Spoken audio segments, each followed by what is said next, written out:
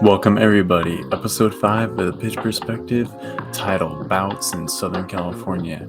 Today we're going to be talking everything Southwest Premier League because I had the opportunity to head down to their cup match finale weekend here on the 21st, this last Sunday, and we got to see two cup matches, the Raul Briones Cup final between Problems FC and FC United Kingdom, and the Brent Freeman Friendship Cup between FC Cypress and La Familia FC.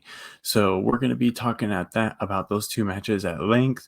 We're going to be looking at highlight videos for all the goals and some of the different things that I saw throughout the match, both matches. And after that, we're going to go ahead and call it a day. So let's go ahead and get started with the first match here, the Raul Briones Cup. All right, so the Raul Briones Cup is a historic competition that's been around for many years in the SoCal Premier League now, which has been regrouped within the Southwest Premier League. This tournament this year has Problems FC, who's had success in the previous year where they made the Final Four, whereas you have FC United Kingdom, who have won this competition twice already. So we know that we're going to have a competitive matchup in our hand. When we also look at some of the results that we had previously within the season, FC United Kingdom toppled Problems FC both times within the season, beating them 2-1 and then finishing out the season 2-0. So we already know that there's animosity between the two teams.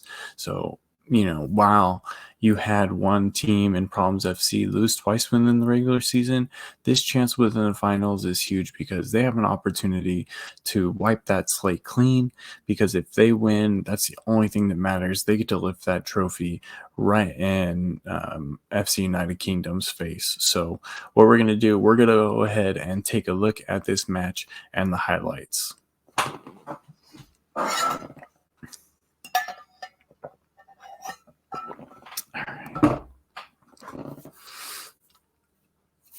All right, so let's take a look at these Raul Briones highlights.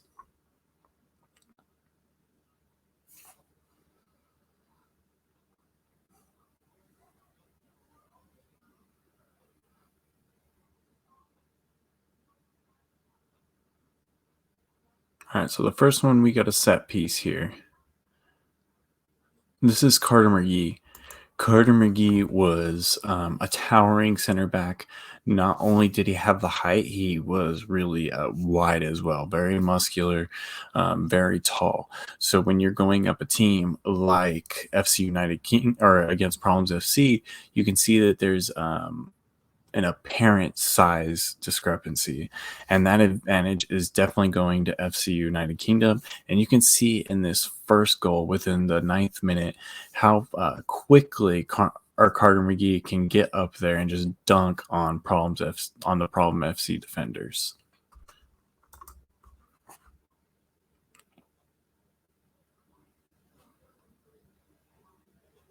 Now, it only took a few minutes. Problems FC, they did not get discouraged by that last goal. Only a couple minutes later, they're able to get that beautiful pass. Steven Ramirez, who gets the perfect flick on it, is able to create his own space by staying out wide, and he creates such a beautiful goal. That was one thing that you can see in the different styles of play. You had FC United Kingdom, who wanted to be very patient, wanted to focus on being a little bit more organized, and had a big target striker that we'll see a little bit further on in this video, that they try to get the ball to and let their wingers, who have the dribbling abilities and have the pace, to get behind the Problems FC defenders. Problems FC, on the other hand, they looked for a lot of combination. Their team chemistry was great. They knew exactly where each other were going to be on the pitch, and they continued to play that passing game, and the moment they got into the FC United Kingdom defensive half, they went for it. It was just a 2-3 pass buildup, and they went for it. Just like we saw in that Israel Ramirez goal right now, those type of opportunities presented themselves many times, especially at the beginning of this matchup, because the big center backs for FC United Kingdom, McGee and Wyndham, just didn't catch on to it right away. So let's go ahead and we'll move forward here in this next phase here.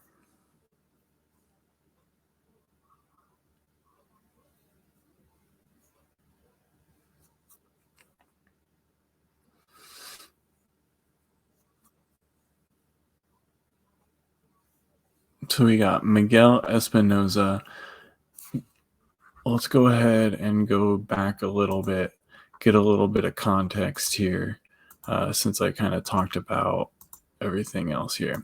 So it went 1-1 into the first half. Both of those teams, after the 12th minute or 13th minute, where Problems FC equalized, the whole match was stalemate.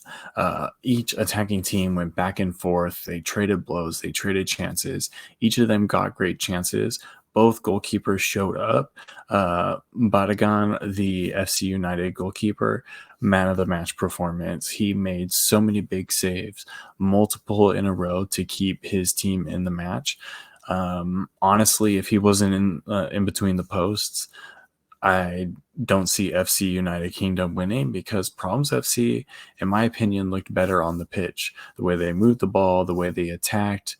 Obviously, because they scored just as many goals as FC United Kingdom, they were potent in the attack as well. So we make it in here to extra time. We're in the first half of extra time, and we go ahead and can start from there. Babacar Ngom, super good, quick with the pace. He's able to push it down. Miguel Espinoza, who's able just to tap it away. But Babacar Ngom was another standout for FC United Kingdom. He had the pace and the dribble and ability to really get it going. So here we go. We got Problems FC. I mean, look at this dribbling. Sean Polena, he was so good. This was a common thing that was happening within this match, and we'll continue to see that as we go on. So we finished 120 minutes. We finished 2-2, and with FIFA rules, we need a winner. So we're going to go ahead and go right into penalties here.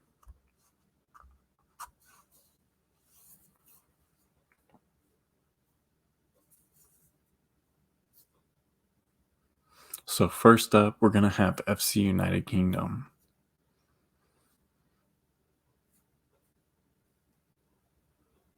Boom, we get the first block there for Problems FC, and then we're going to go right in. This is Badagan all over the line here. First shot, block. This is where you think you have the momentum if you're Problems FC, and United Kingdom comes in and gets this quick block. 0-0 right now, and we're going to be going into the second rounds. Jorge Almeida, this big number 9, one of my favorite players in this match. He played in the midfield, he played up top as striker, and he converts this penalty. Impressive player outside of the penalty box as well.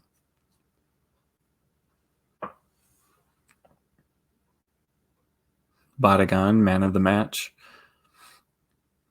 One of the things that I noticed about the goalkeepers in this match too, they weren't the biggest players on the pitch. Both of them were probably 5'10", 5'11", but great reflexes and vision of where to go. Except on that one, it is penalties, but Problems were able to equalize. Third round, another huge save. Look how hyped he's getting there for Problems FC. Badagan, he knows he has to follow it up. He needs to get something to keep his team back in this match, keep this team in the match. Beautiful save. He read it right down the middle, was able just to immediately grab it, just like when he celebrated grabbing something else. This was an odd kick here as he kind of like walked away. He got the kick and just spun around. I guess you can't really see anyone, no one can really notice what you're doing. So I guess it works.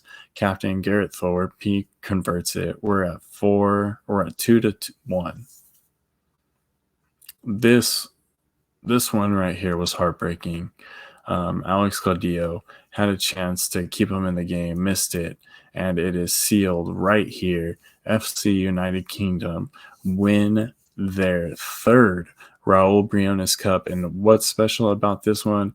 They're going to the Nisa Independent Cup for 2023. And I think they're going to be a great representative.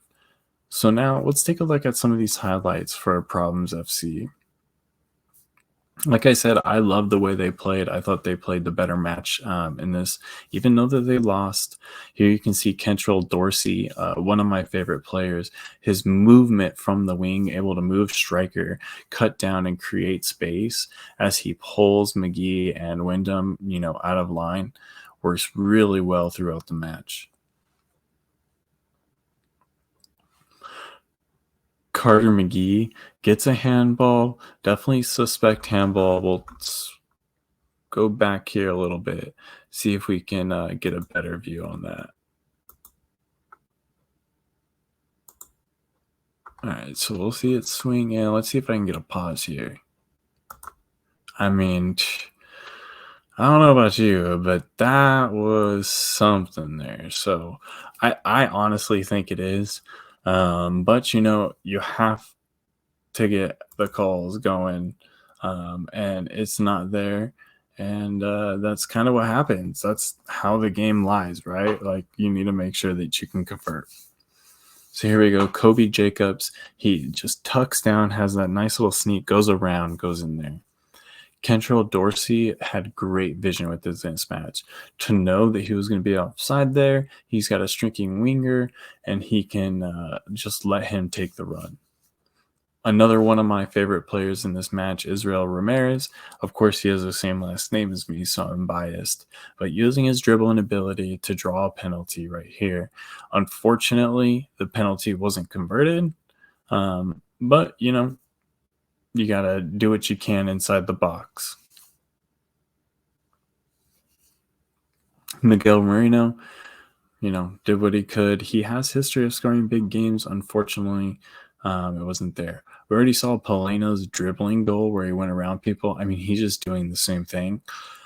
Probably the most gifted dribbler on the pitch. So now we'll look at FC United Kingdom and some of the highlights of their match.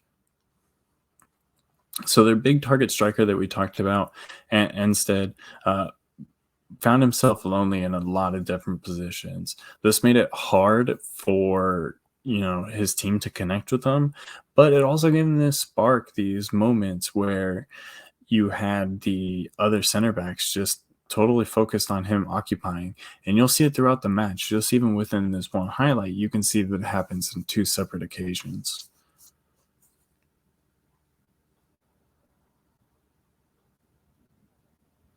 And here we go again. As the play continues, the flick comes on and he comes in just trying to find some sort of pressure, but immediately just continues to be that lone target striker. George Almeida, like I said, one of my favorite players. Nice little flick. He had skills. He had the ability to shoot on the goal. Kind of remembered me of Zlatan, honestly. We talked about Babacar Engom. He's able to just use his pace, use his dribbling ability, find and exploit space so easily. Made the wrong choice there, passing over to Anstead, but was looking out for his teammate. So honestly, phenomenal game.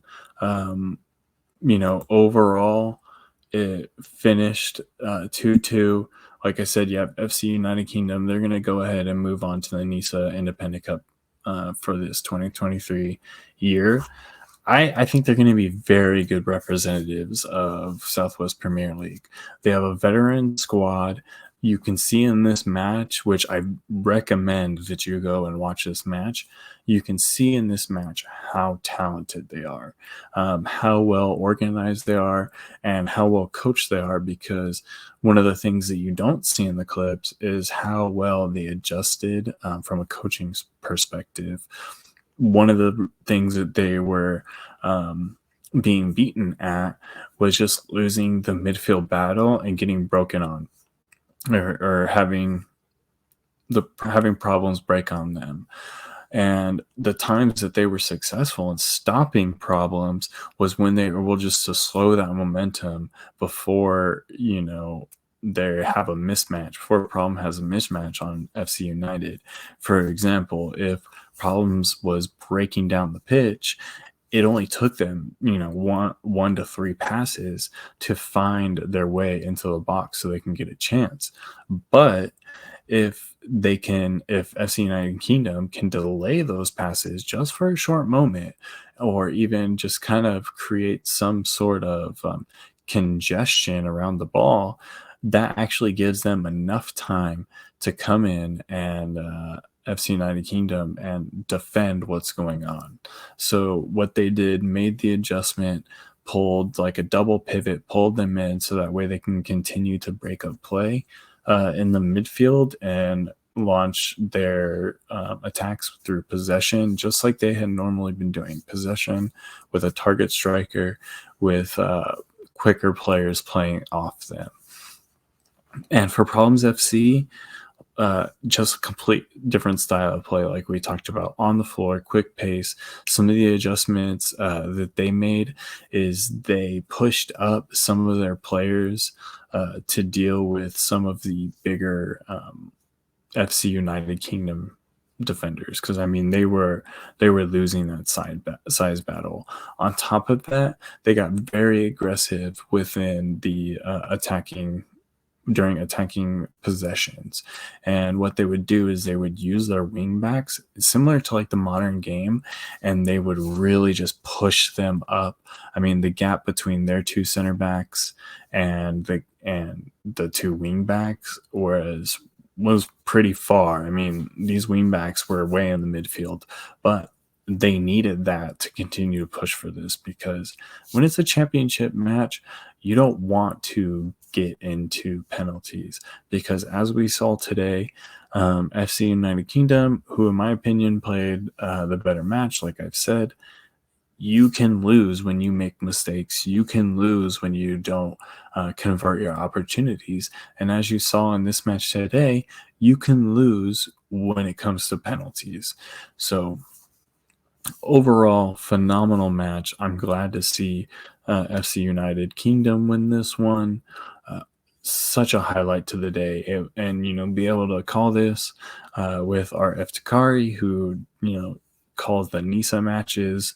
It was just an awesome time, a wonderful event put on by Southwest Premier League, Matt Morris and Dennis Pope. Phenomenal job. Incredible broadcast. I'll put the link for that match in the description, as well as the next match that we're going to talk about. All right, so we got the Brent Freeman Cup here. We have the finals. The Brent Freeman Cup, the way it works is the Raul Briones Cup is this open cup between all the divisions of Southern California. And when the third and fourth place teams of the group stage get eliminated, they form the Brent Freeman Cup. In my opinion, this is important because it continues to give these Division II sides an opportunity to face their Division II counterparts from, let's say, North and South, and it also gives them an opportunity to face some of these Division I sides that were unable to make it into the knockout stages. So it's great because it allows to get competition. Some of these clubs, because of that, are going to have anywhere from 20 to 23 games. And that is a big difference when it comes to raising a club and developing talent. So let's go ahead and take a look at the Brent Freeman Friendship Cup here. All right, so we have here the Brent Freeman Cup. The Brent Freeman Cup is attached to the Real Briones Cup. After the group stages, whoever finishes third or fourth ends up going over to the Brent Freeman Cup. This is a great competition because it allows these clubs to get more competition, more matches in. This changes them from getting anywhere from like 15 to 18 matches, like they did in this season, to anywhere from like 20 to 23 matches. So it makes a huge difference when you are trying to develop a club and develop some of these players. So in the 2023 version of the Brent Freeman Cup, we had FC Cypress. They were facing La Familia FC. FC Cypress has some experience within the cups, some experience within the league, and La Familia FC is a brand new squad. I wasn't too sure what to expect out of this match just because La Familia is a new squad. I haven't really heard much about them. And sometimes when you have clubs like that, you never know what you're going to get, right? It's like life's a box of chocolates. So it's like you're unsure. FC Cyprus has at times been competitive within their seasons in SoCal Premier. So, like I said, it's unsure. You know what you're going to get, but one thing that we got that I do love is purple kits. So you know what? Let's stop wasting some time because there are a lot of goals in this match.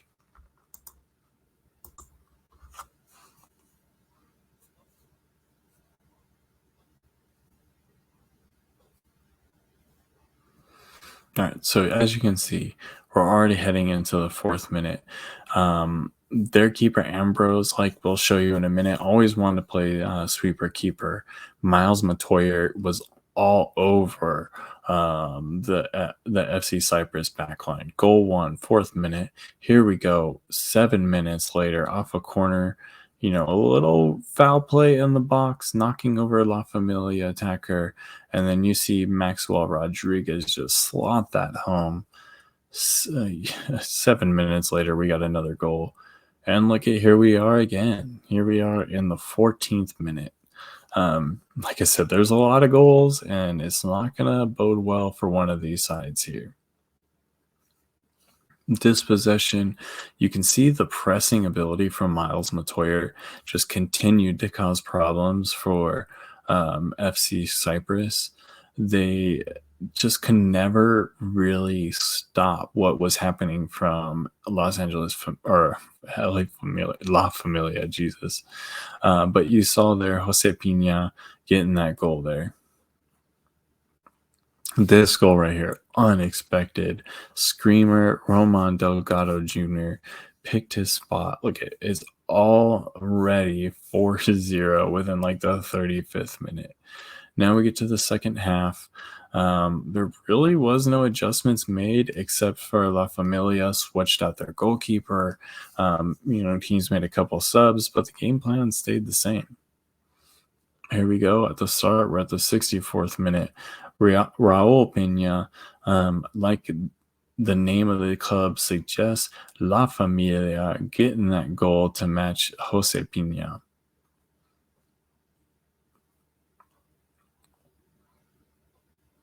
All right, so let's talk about this one here. In the first match, we saw the suspect handball to stop the goal, right? Now we have a different situation. It's like the Southwest Premier League's version of the hand of God, right? Here we have Angel Ponce. We're going to rewind this a little bit and so we can check out what really happens. Oh, not far enough.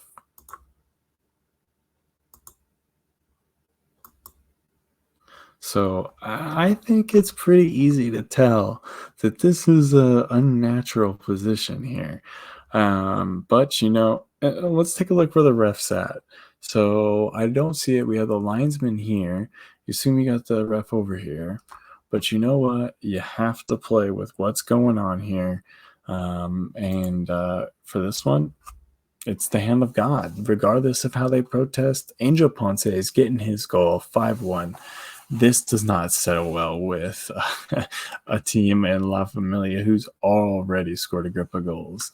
The man of the match, look at Miles Matoyer creeping stalking, waits for his opportunity. Bad pass there, is able to steal the ball and set up his buddy on the team.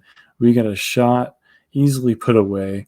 Juan Rodriguez just adding another one to La Familia's tally. Here we go. 6 minutes later, Maxwell Rodriguez gets a nice pass there, perfectly set up to James Matoyer. Look at how well this team works. Jose Pina gets his name on the board one more time. And here we go, 2 minutes later. Incredible. Maxwell Rodriguez just slots it home. Compared to, the first match, this was kind of wild to watch, honestly, because the first one was so entertaining, so back and forth. And the moment this match started, you can see the difference between the skill of these teams. FC Cypress seemed rushed all the time. They couldn't really keep up, and they couldn't really understand the movement and the shift in gameplays of La Familia. La Familia did not look like a Division Two side. If they get the opportunity to play D1, I think they're going to continue to be a threat, and even regardless of that, a threat in the Raul Briones Cup next season. What was so impressive about them was their versatility in attack. They can play short on the ground. They can play the long ball. They can play possession. It was really nice to see. As we saw there, Miles Matoyer did a lot to lead the press. And of course, I'm going to show you some more of these in the highlights. But unfortunately, one team just wasn't up for it in the same way that the other was. So sometimes that's the kind of result you get in a cup match. Oftentimes we expect it to be a timid matchup because no team wants to commit a mistake. Or one time or another time it's like the Raul Briones Cup, where it's so competitive back and forth to where it takes penalties to decide. In this situation, that's not how it is. We see a beatdown, but kudos to both teams. Congratulations, of course, to La Familia for putting in a wonderful performance and a well-deserved 8 goals. And to be fair, they probably should have had a clean sheet too, but you get what you get. So let's take a look at FC Cypress first. We talked about the sweeper keeper, Tyler Ambrose. That's caused problems already, as you can tell from, the first goal that we had. We can see it there, shortly after, again, going to collect the ball rather than just having a generic throw in. And what shocks me with this whole sweeper keeper fad for this guy was that when they got scored on, they didn't switch it up. Like, they just continued to let him play sweeper keeper. And there were times where they might be waiting on like an offside call to be put back in play for La Familia, and Ambrose would almost be at like midfield line. And to me, it's like, bro, you already got hit once. How many times do you want to get hit in this match for that? And at that point, where we see him playing sweeper there, it's the 30th minute and they got 3 goals popped on him. You have to be able to change things up. So unfortunately, not a lot of highlights for FC Cypress, but there are a few things that we need to check out with La Familia FC. So first, like we talked about, Miles Matoyer stalking and pressing the back line. You can see him, or you can't see him, but you can see him now running into behind the midfield line or the defensive line, waiting for them to get the ball. Here we go again, creeping, and then he starts moving in. They'd hardly see him, and he gets in there. Now we can see it again, part 3. Look how much he is leading that press.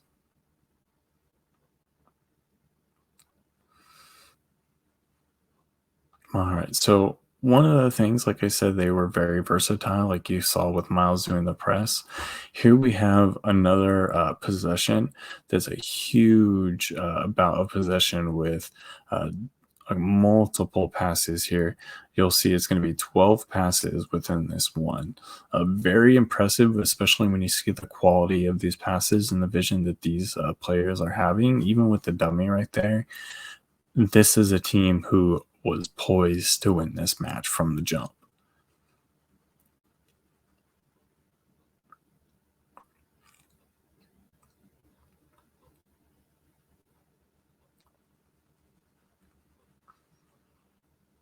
And here we go.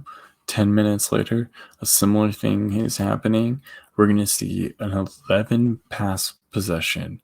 So that in general is just huge because when you see pro teams and the amount that they're passing, they're passing 300 to 400 times a match, right?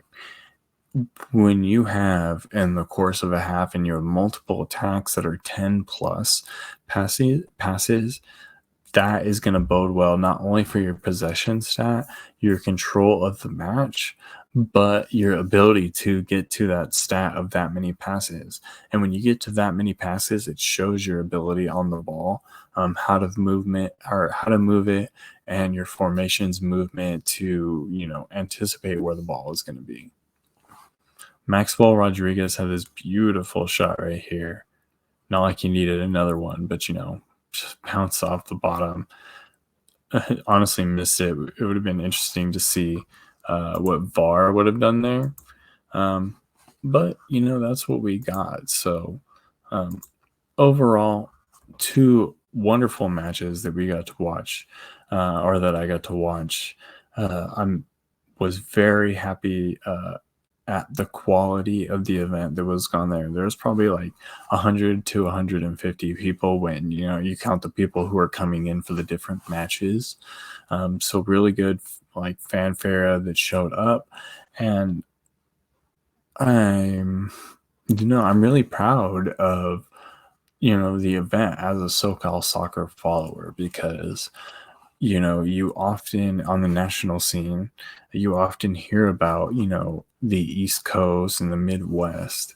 And because I think they've been so vocal in how they have branded their leagues and, the age of some of their clubs and that notoriety because of that, that you often don't hear about Southern California soccer. And to that as well, it's also our own fault because we haven't put the attention we need to put into Southern California soccer or just Southwest soccer in general. I think that work started with UPSL, especially with having, iconic club like the LA Wolves, like Santa Ana Winds, Cal United. There were so many, iconic clubs from the UPSL that did some good things.